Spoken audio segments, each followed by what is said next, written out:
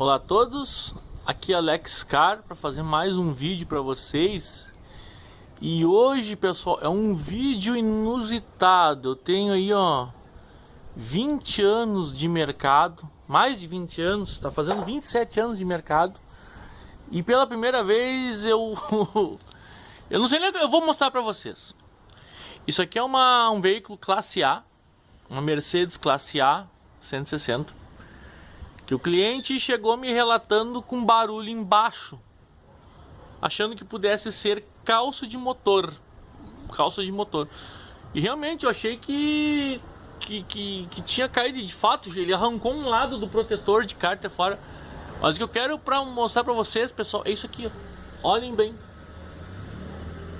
Vocês estão vendo isso?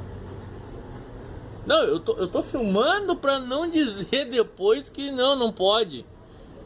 Pessoal, o carro tá concretado, tá cheio de concreto.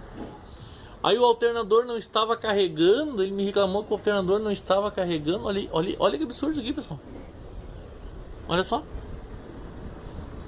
O carro tá concretado, tá cheio de concreto. Aí olha que o alternador. Olha o alternador. O alternador tá cheio de concreto, compressor do ar condicionado. Olha aqui o alternador. Alternador cheinho de concreto. Totalmente concretado. Olha aí. Então é esse vídeo inusitado, pessoal.